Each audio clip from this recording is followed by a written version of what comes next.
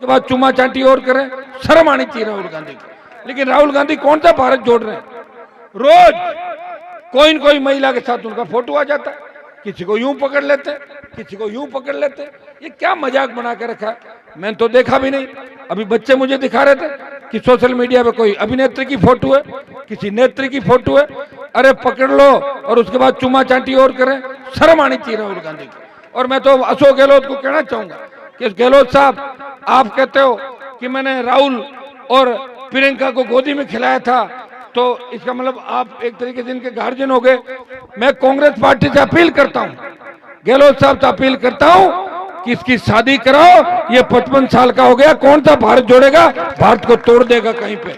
ये काम कांग्रेस पार्टी को। इस कौम को आश्वस्त करता हूं कि हनुमान बेनीवाल ने जब देश का किसान तकलीफ में था, मोदी की सत्ता छोड़ी, मंत्री पद छोड़ा और किसानों के सम्मान के लिए 70 दिन अगर सड़क पे बैठा, वो नागौर का सांसद था। इससे बड़ी गारंटी मैं नहीं दे सकता। मैं सर्व समाज को आश्वस्त करता हूं कि मैं आपके बच्चों के लिए लड़ रहा हूं, आपके लिए लड़ रहा हूं।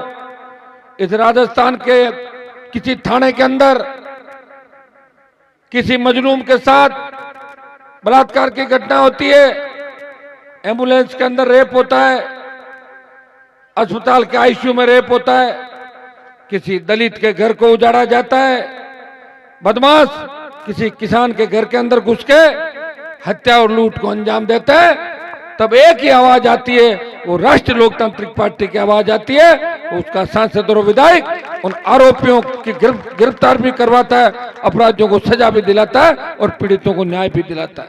आज राजस्थान के अंदर किस तरह बजरी माफिया हावी है। जो बजरी का ट्रक 4000 रुपए में मिलता था, वो 20,000 से ज्यादा मिल रहा है। बजरी माफिया वसुंधरा को भी चंदा देता था, बजरी माफिया गहलोत को भी पैसा दे रहे हैं। इनके आधे मंत्री कांग्रेस बीजेपी के पार्टनरशिप में काम कर रहे हैं। भाइयों, आप सारी बातें जानते हो। ये वो राजस्थान है जहां 25 साल पहले जब हम विश्वविद्यालय के अंदर छात्र हुआ करते थे, बाहर से लोग अपने बच्चों को पढ़ाने के लिए जयपुर भेजते थे। लेकिन आज यही राजस्थान है, लोग अपने बच्चों को वापस लेकर चले गए। दिल्ली, उत्तर प्रदेश और बाहर से जो लोग आते थे, वो एक ही बात कहते हैं, हमारे बच्चे सुरक्षित नहीं। राजस्थान अपराधियों का अड्डा बन गया, अपराधियों की ऐश का बन गया। यहाँ कोई सुरक्षित नहीं है और ये सही बात है। राजस्थान अपराध के अंदर 1 नंबर पे चला गया। कांग्रेस अगर बदमाशी करती है तो बीजेपी पर्दा डालती है, और बीजेपी अगर चोरी चकारी करती है तो कांग्रेस पर्दा डालती है। विधानसभा के अंदर लुका छिपी का, मेल मिलाप का खेल चल रहा है। वसुंधरा गहलोत भाई बहन की तरह काम कर रहे हैं। वसुंधरा के पापों पे गहलोत पर्दा डाल रहा है और गहलोत के पापों पे वसुंधरा पर्दा डाल रही है। यही 22 साल के अंदर राजस्थान की तस्वीर और तकदीर आपके सामने। एक व्यक्ति लड़ रहा है, एक किसान का बेटा, जो अपना पूरा राजनीतिक जीवन समर्पित करके, पूरी जवानी किसान और जवान के लिए समर्पित करके, मंत्री पदों को ठोकर मार के नई पार्टी भी बनाता है। चूरू में कहीं घटना घटती है, गंगानगर में अगर तकलीफ होती है, चंबल के बीड़ों के अंदर, बाड़मेर के रेतीले धोरों के अंदर जब लगता है कि कहीं से भी आवाज आती है, किसी दलित किसान, अल्पसंख्यक के सुई भी चुभती है, पिन भी चुभती है, दर्द हनुमान बेनीवाल महसूस करता है, उसका दर्द दूर करने का प्रयास करता है। और इसी कारण से आप लोग दोनों हाथों से मुझे आशीर्वाद भी दे रहे हैं। भाइयों, बड़े बड़े नेता इस राजस्थान के अंदर हुए। मुझे खुशी है कि राउत राम जी, जिनसे मैं मिला हुआ भी हूँ, इसी गांव के थे। चौधरी कुंभाराम जी का यही इलाका था, दौलत राम जी का यही इलाका था। लेकिन किसान राजनीति हाशिए पे चली गई। आज हमें कौन पूछता है राजस्थान के अंदर? कोई गहलोत को अपना पापा कहता है, कोई वसुंधरा को अपनी मम्मी कहता है। कहां चले गए हमारे लोग? बताओ आप, कितनी बड़ी संख्या थी। ये तो मुझे अगर निकाल लो राजस्थान की राजनीति में से, तो मिला जुली का खेल खत्म ही नहीं हो सकता। कम से कम लड़ाई तो लड़ रहा हूं। पिछली बार पार्टी बना के हुंकार रैलियों के माध्यम से किसान कर्ज माफी की बात करी, फ्री बिजली की बात करी, टोल मुक्त राजस्थान की बात करी, बेरोजगारी भत्ते की बात करी। वसुंधरा ने स्टेट हाईवे टोल फ्री किए, 5 horse पावर की बिजली माफ की, 50,000 नौकरियां निकाली और कांग्रेस बीजेपी को बेरोजगारी भत्ता भी अगर याद दिलाया तो हनुमान बेनीवाल की हुंकार ने कांग्रेस और भारतीय जनता पार्टी को बेरोजगारी भत्ता याद दिलाया। भाइयों, हार्डकोर अपराधी राजस्थान के अंदर, चाहे वो किसी भी जाति के, वो अगर अपराध करते हैं तो सोशल मीडिया पे पहली पोस्ट अगर अपडेट होती है, पहला बयान किसी का आता है तो नागौर के सांसद का आता है कि सुन ले सरकार, न्याय मिलना चाहिए, नहीं तो मैं खुद आ रहा हूं और न्याय मिलता उन परिवारों को। ये आपका भाई है और मुझे पता है ये जो मैंने संघर्ष की शुरुआत की है, समय लग सकता है, लेकिन सत्ता आपके दरवाजे पे, आप सत्ता के आसपास हो। मैंने किसान के बेटों को जगा दिया। एक जमाना था पुलिस की गाड़ी जब गांव में आती थी गांव वाले दौड़ जाते थे, और एक जमाना है पुलिस गांव में आने से पहले 50 बार सोचती है। मैं ये नहीं कहता कि कानून अपने हाथ में लो, लेकिन भ्रष्टाचारी अगर बदमाशी करे, लोकतंत्र की आड़ के अंदर कोई पुलिस का अधिकारी बदमाशी करे, उसे पूछने का हमें अधिकार है, कहां जा रहे हो, किसको पूछा आपने, इतना कह दोगे रुक जाएगा। पुलिस का डर अपराधियों में होना चाहिए। अपराधियों में तो उल्टा काम हो रहा है। अपराधी थानों में दारू पी रहे राजस्थान के अंदर, रोज आप देख रहे हो, और आमजन थाने में नहीं जाता कि कब थानेदार, तहसीलदार, एसडीएम 151 में बंद करा दे, कब किसी की इज्जत उतरवा दे, कपड़े उतरवा दे किसी के। तो भाइयों, ये हालात राजस्थान के किसने पैदा किए? मैं तो नहीं था राजस्थान के अंदर, मैं तो 2008 के अंदर आया हूं, और आया हूं तब से आपके बीच हूं, लड़ रहा हूं, विधानसभा में लड़ रहा हूं, लोकसभा में गया, किसान बिल आए, किसानों की लड़ा, और जब सेना को ठेके पे दिया तब देश का कोई सांसद नहीं बोला। नागौर के सांसद ने कहा, मोदी जी अग्निपथ खत्म करो, वापस सेना को ठेके पे नहीं देने देंगे, हमारे बच्चे देश सेवा के लिए सेना पे जाते हैं। लोकसभा में चुनौती दी, जोधपुर में 2 लाख जवानों की रैली करके मोदी को चुनौती दी, मोदी जी हम वही किसान पुत्र हैं जिन्होंने आपको किसान आंदोलन के अंदर झुकाया था, बिल वापस लेने पड़े थे, हम फिर दिल्ली की ओर आ रहे हैं। भाइयों, हिम्मत रखना, इतना विश्वास दिलाता हूं। मैं जिस इलाके से आता हूं, आपके यहाँ तो बड़े नेता नहीं हुए, हमारे यहाँ तो 70-100 साल से इतने बड़े नेता थे, बैठे बैठे फरमान जारी करते थे कि वोट इसको दे देना, उसको दे देना। उनको घरों में बंद कर दिया, दुबक गए, और कोई लास्ट एक आध कोई विधायक भी बनाए तो मेरी हाथाजोड़ी करके वो लास्ट बार बने, अगली बार परमानेंट इनका काम बंद कर दूंगा मैं मारवाड़ के अंदर, ये भी मैं विश्वास दिलाता हूं। आज मैं सोशल मीडिया पे एक पोस्ट देख रहा था, किस तरह हमारे लोगों को क्या हो गया।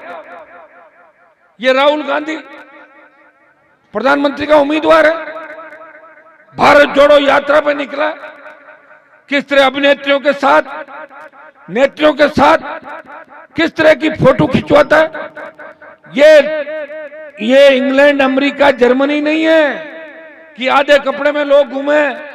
यहाँ कोई नेता, एमपी, एमएलए अगर आधे कपड़े पहन के आ जाए तो लोग इतना पत्थरों की बरसात करेंगे, उसको पैदल भागना पड़े कि नहीं पड़े। ये संस्कृति है हमारी कि बहू जेठ के आगे घूंघट रखती है, ये हमारी संस्कृति है। हम भी उसी संस्कृति में पले बढ़े। हमारी माँ, दादी किस तरह घूंघट में रहती थी, किस तरह काम करती थी। ये अगर संस्कृति मारवाड़ और राजस्थान में, देश में जिंदा है, इन इलाकों के अंदर जिंदा है। लेकिन राहुल गांधी कौन सा भारत जोड़ रहे हैं? रोज कोई न कोई महिला के साथ उनका फोटो आ जाता है, किसी को यूं पकड़ लेते, किसी को यूं पकड़ लेते। ये क्या मजाक बना के रखा है? मैंने तो देखा भी नहीं। अभी बच्चे मुझे दिखा रहे थे कि सोशल मीडिया पे कोई अभिनेत्री की फोटो है, किसी नेत्री की फोटो है। अरे पकड़ लो और उसके बाद चुमा चाटी और करें, शर्म आनी चाहिए राहुल गांधी को। और मैं तो अशोक गहलोत को कहना चाहूंगा कि गहलोत साहब, आप कहते हो कि मैंने राहुल और प्रियंका को गोदी में खिलाया था, तो इसका मतलब आप एक तरीके से इनके गार्जियन हो गए।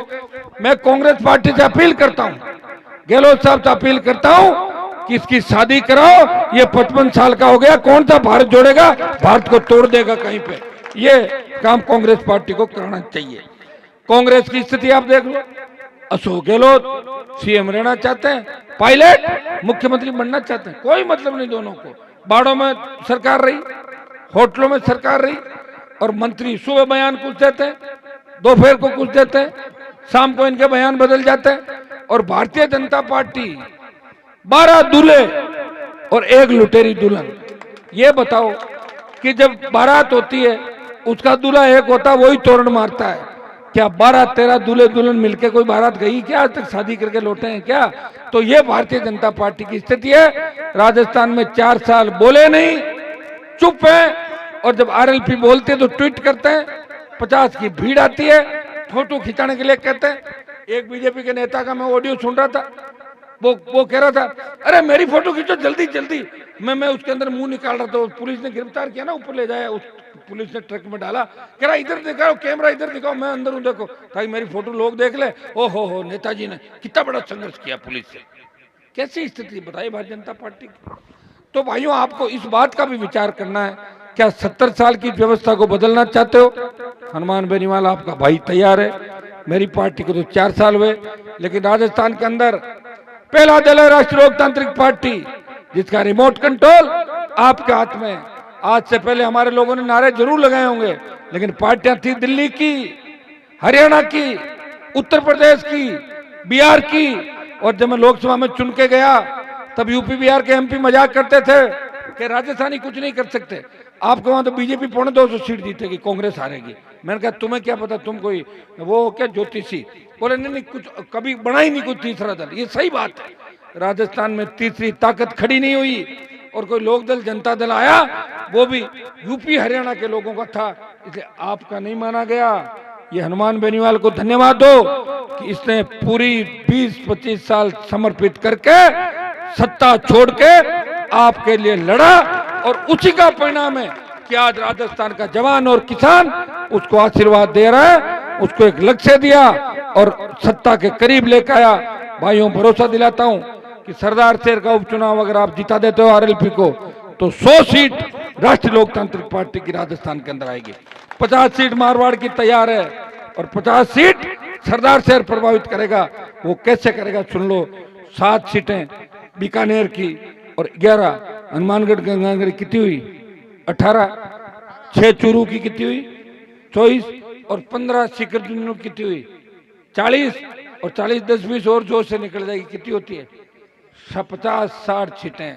50 तो पहले से मारवाड़ के अंदर ऑलरेडी तैयार।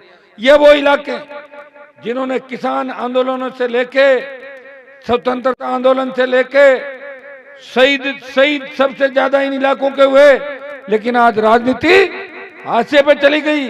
किसान के बेटे एक दूसरे पे गोलियां चला रहे हैं, एक दूसरे का खून बहा रहे हैं। किसे लड़ाया हमें आपस में? यहाँ के उन नेताओं ने जो किसान विरोधी थे। समझदार बन जाओ, ताकत के साथ साथ समझ की भी आवश्यकता है, और आपको अपनी ताकत याद दिलाने आपका भाई चूरू की धरती पे अपील करने आया है कि मुझे मजबूती दो। लालचंद मुंड के रूप में राष्ट्रीय लोकतांत्रिक पार्टी इस व्यवस्था परिवर्तन की लड़ाई के अंदर यहाँ से आगाज करो, शुरुआत करो। इस क्रांति की शुरुआत सरदार शहर की धरती से होनी चाहिए। एक बार लालचंद मुंड को जिता दो, इस राजस्थान की तस्वीर बदल जाएगी, नौजवान और किसान की तकदीर बदल जाएगी। इतना भरोसा मैं आपको दिलाता हूँ।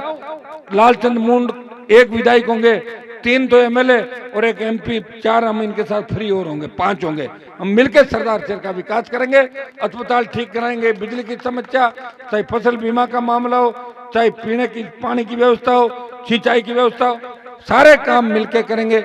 इतना विश्वास मैं आपको दिलाता हूँ। आप सबने आशीर्वाद दिया, दोनों हाथों से हमेशा मुझे आशीर्वाद आपने दिया। हुंकार भरी जब भी चूरू का जवान साथ था, ललकार में साथ था, हर आंदोलन में साथ थे, और मैं आपके साथ हूँ। मेरा जीवन आपके साथ है, इसलिए मुझे आशीर्वाद देना, कांग्रेस को घर बिठाना और भारतीय जनता पार्टी को घर बिठाना। बहुत बहुत आपको धन्यवाद। जय हिंद।